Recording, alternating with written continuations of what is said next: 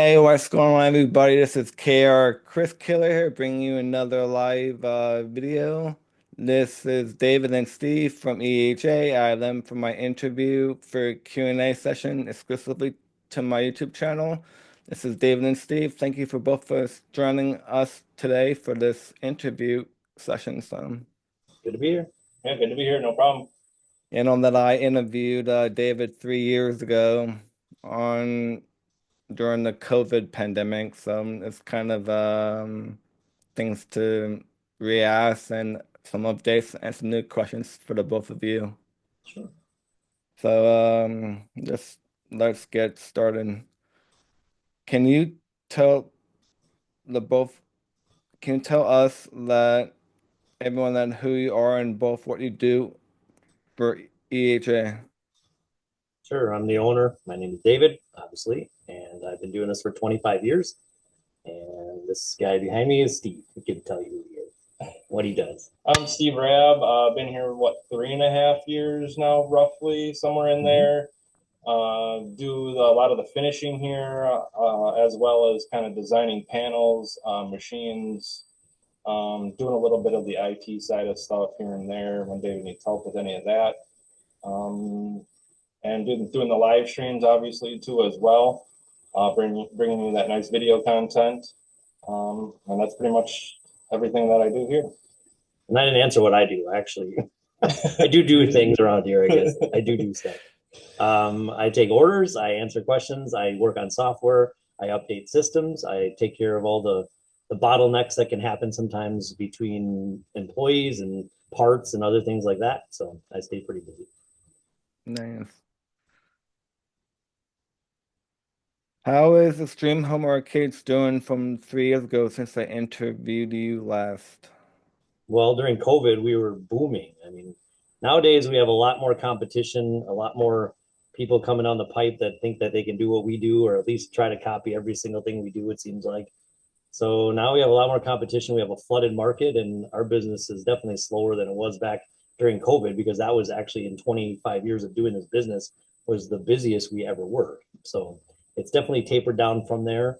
We could always use more orders, but we're staying busy. But it's just a smaller crew now than it used to be back 22, 3 years ago.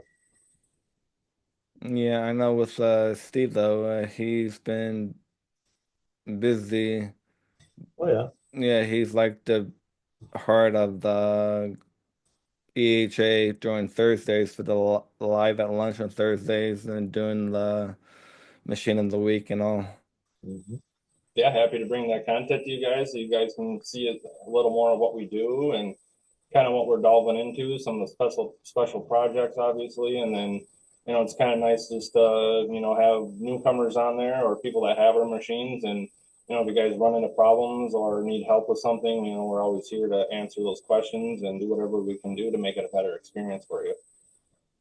Yeah, definitely. What is it like to work at EHA and building great machines to have to deliver to customers' homes? Because you guys can do that. What is it like? It's awesome. It's like a family kind of community here. Obviously, like what David said, with us getting a little bit smaller, which isn't a huge deal. It's just nice to kind of know everybody here. If anybody needs help with anything outside of work or things like that, and it's just kind of nice to have the crew here, know everybody kind of down to a personal level. As well as it's awesome to get to kind of know different machines, kind of build different things, as far as like special projects like the PS5 one. Obviously, we did a year ago or so. We did the Polaris build, so that was kind of super fun with the machine back in the UTV. So it's always something new, kind of changing, evolving. So it's always kind of fun to kind of work here, doing different multiple things, doing house calls even, or getting flying out, Texas, places like that, kind of helping customers too as well out there. So it's awesome to work here, to be honest with you, and just kind of get to see all the different products and things kind of change over the years, and work with everybody here, especially David, and just kind of see this place grow and become what we became. That said, how do you keep up with everything to do? How do you do it all? How do Well, I do it all? I just you kind of it's a learning process as you kind of go. You learn new things every day. Do your research on your own. David's the master here, so you kind of learn from him as far as other little things that you don't know too as well. So it's just always kind of involving, kind of doing our own research on our end of things, and just bringing what everybody else has to the table. If we don't know something, you can kind of ask somebody else around here, and they might have a better idea how to maybe accomplish something or fix something that we run into, yeah, as well as our customers too, yeah, obviously. we're professional troubleshooters. That's what we do because every day something changes, whether it's a new motherboard that we have to, figure out why it doesn't boot up, or that's one thing from this morning even is just trying to figure out why modern motherboards are having issues, booting off our drives. And obviously it's just a formatting thing but it took a while to figure that out. So those are just the little things that happen daily. Okay. Technology is changing all the time. Yeah, right. Yes. Keep up with it or somebody else will. Yeah, definitely. I can understand that. So,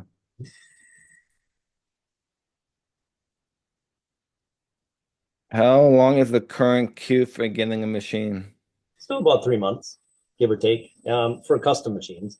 For pre-built ones, it's still right around 5 weeks. 5 weeks? And you require what's a deposit for each category? Still $1,000. That's A just been our go-to for the last, I don't know, year and a half, 2 years now, I think. thousand Used to be dollars. 500, but Yeah. inflation happened. Plus, I have too many. I probably have $100,000 in outstanding orders right now from customers who put down payments down and have never completed their orders. Oh wow. So I try to make it at least, roughly 10% of the average cost of a build. So at least there's enough skin in the game that hopefully they're not going to bail out on me. And since we changed it to $1,000, it's been a lot better. Okay. Yeah. So sort of like the serious ordering then. Right. Yeah. I was browsing through your website. What is a 37-point pass inspection checklist? That's just a checklist that I kind of came up with for the guys before they pushed their machine over to me, because when there was a lot more people here, I started to do like quality checking. So before the machine would get shipped out to you guys, basically go through a process of what I kind of thought in my head to kind of go through the programming, checking the resolution, double checking the guns, making sure the control panel is running properly, making sure all your RGB buttons are lighting up pretty and all that good stuff for you. So it's just pretty much a list I kind of came up through in my head that I kind of worked down through to give those to the guys. So once I do get a machine to quality check it, I don't have to spend, half a day or a whole day even at this point, to kind of go through it, make sure it's all looking good before it gets out the door. So it just kind of helps the workflow of everything, makes it easier on me, makes it easier for the guys too as well. Just so we can get that wonderful product out to you. Yeah, and when there's a lot of guys working on the same stuff at the end, they do things differently. So we had to come up with a template basically to complete one task at a time until it was all the same. So by the time Steve got it, it wasn't this giant jumbled up mess, depending on who it was coming from, that he had to then go around and make it all, bring it up to code, if you will, or up to his standards, actually, Yeah. which are my standards. Yeah, yeah, definitely.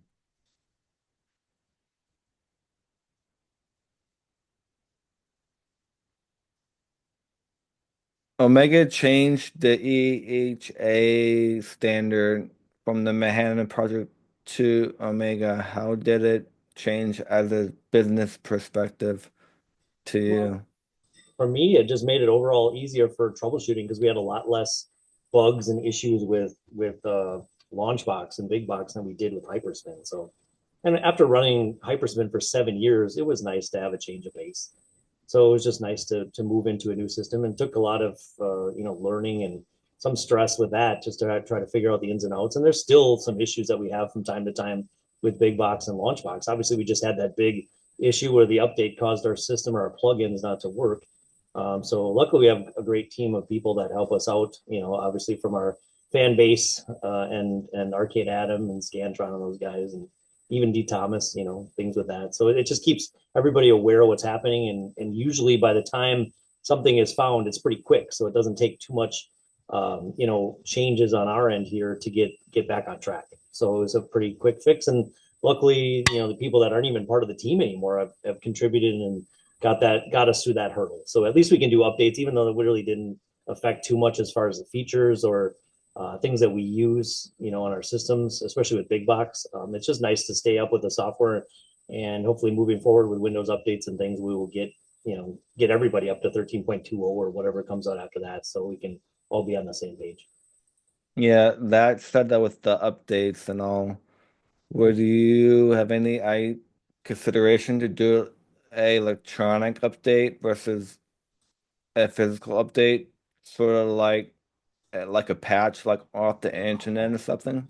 Well, Arcade Adam came up with the patch for the third screen plugin and things for people that could get up to 13.0. Everybody theoretically can do it. You just have to load all the latest Windows updates. So it can be done, and I've done it successfully. And we just don't know what the aftermath is because there's no easy way to test the kind of volume that is on our systems.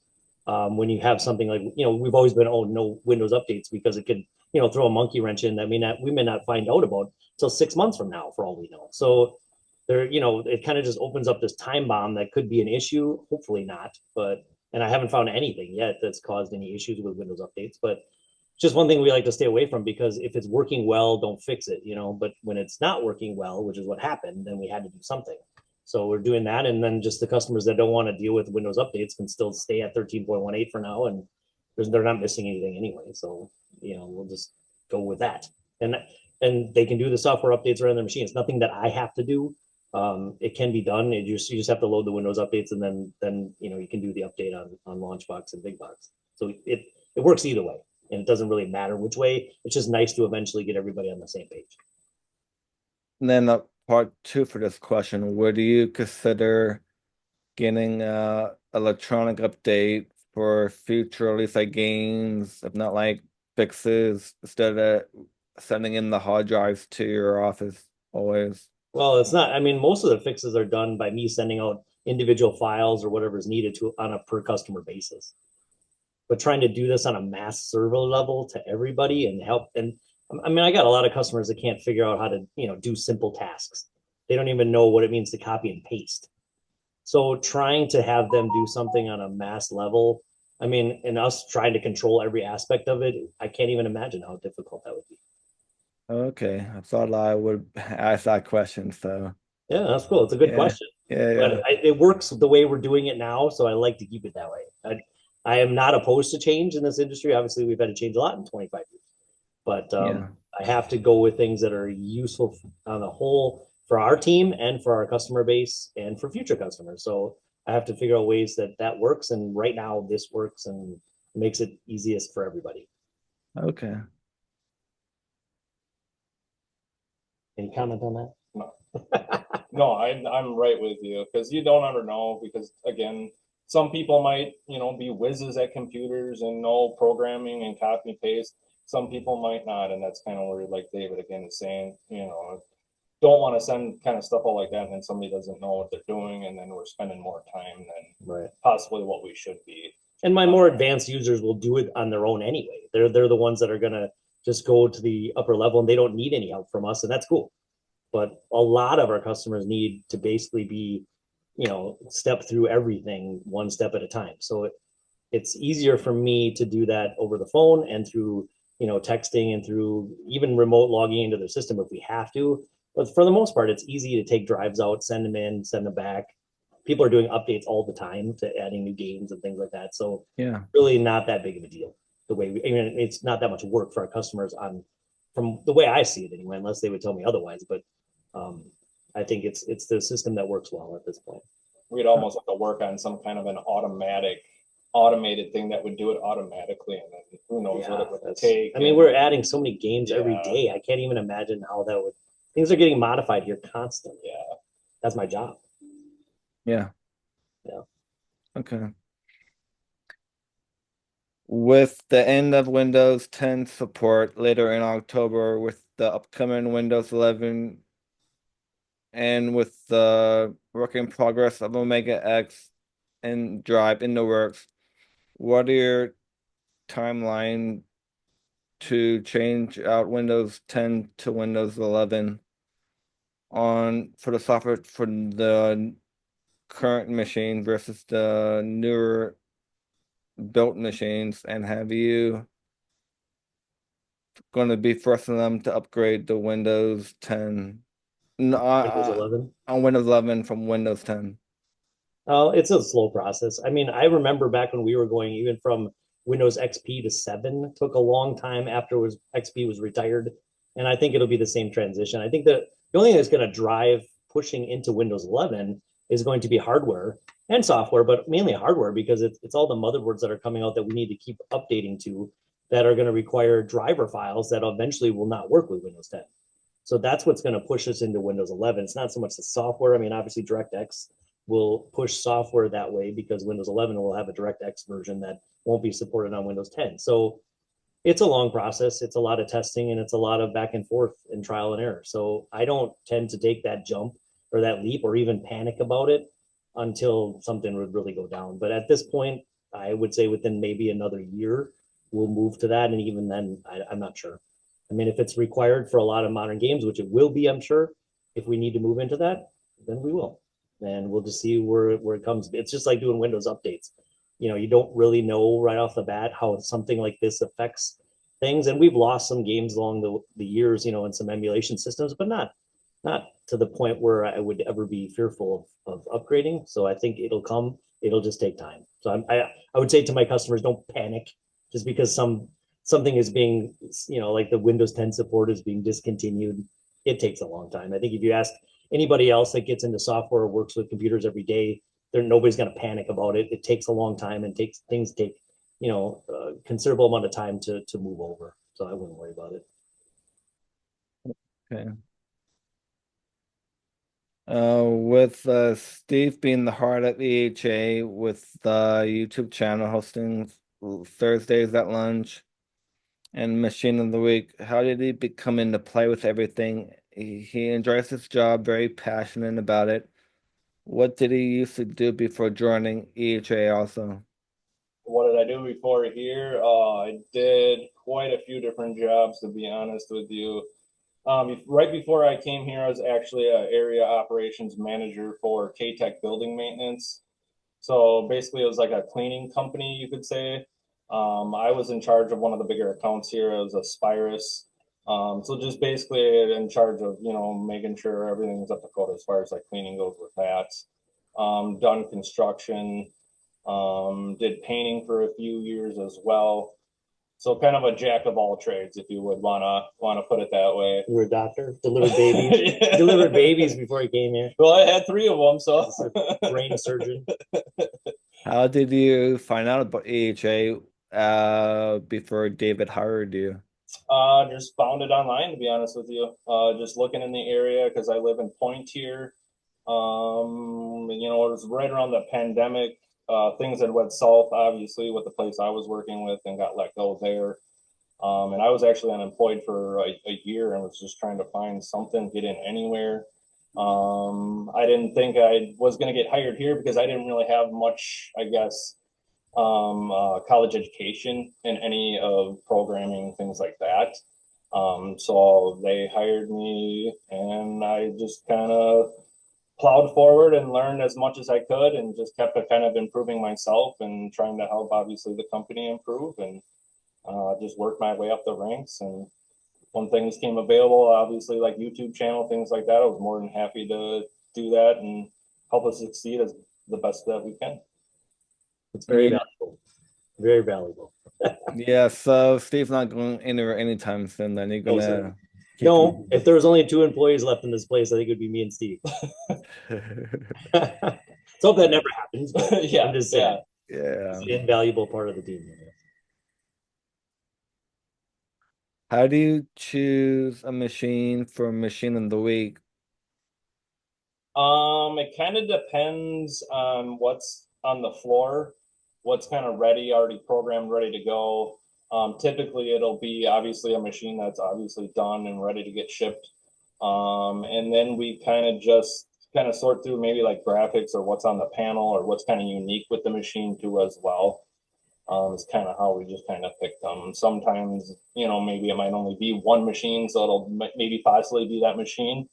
So I guess there really is no, hey, let's do this machine or that machine, depending if we have a couple here, we'll kind of select through, but it all depends on what's on, like, again, like I said, what's on your machine. Maybe there's something special with it. We'll throw And sometimes the customer asks us to do it too. So they're that as like, well. please, please, please make my machine the machine of the week. And then we say, okay, for $500. No, no, we just do it. Whatever's done, and we're always trying to show up, new features and things that we're working on, or something that's unique in artwork, like Steve said.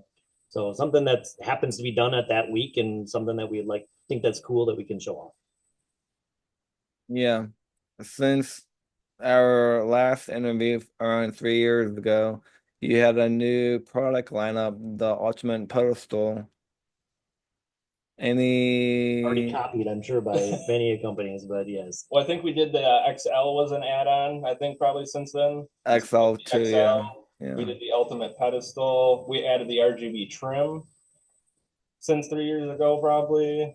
Yeah. The Ultimate Pedestal was something I actually devised probably 10, 12 years ago when the pedestal was popular. I mean, it still is, but I mean, I was just looking for an all-in-one type of thing. So I thought, what better way to make this pedestal work awesome and have all the features of like the uprights, and be an all-in-one type machine, but yet be easier to move in someone's house. I mean, so I thought, what better way to do that than to build a mount into a pedestal design, make it deeper, kind of like it was kind of based on the showcase cabinets, I think, that I would see from time to time that was left in the arcades. And I just thought, this is a cool, some Golden Tee machines, I think I remember seeing in bars and stuff that kind of had that same layout.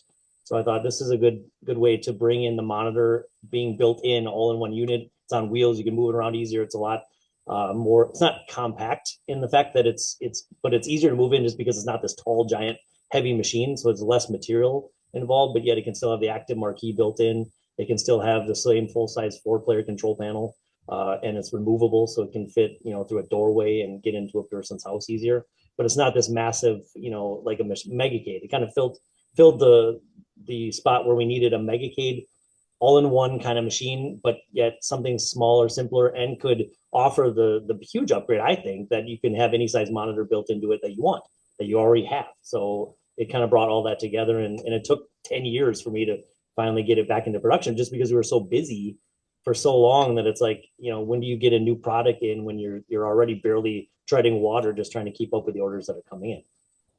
So that's yeah, figuring out like the design side of the thing, design side of it and how we're going to build it. And yeah, so I mean, and that process takes more time than you might think, because we have to make up CAD files and we have to get, you can answer that, but the CNC stuff has to cut everything, and that takes time. It's not like the way I used to do it, where I would just lay out a template and cut around it by hand with a router. That's how it was all done until 4 years ago, 5 years ago now, when we moved into this place. We had space to put in a big CNC table router, and with modern technology, obviously that's been around for a long time, I finally was able to tap into that just because I had the space, and was able to make that happen. But it also adds this design time that takes to make the templates, get the artwork all, fit to that template and all that. It turns out perfect in the end, but it takes a lot of time to get to that point. Yeah. With the tariffs now in the US, will that affect EHA and then the customer, and will the prices be going up, or what's your plan with that?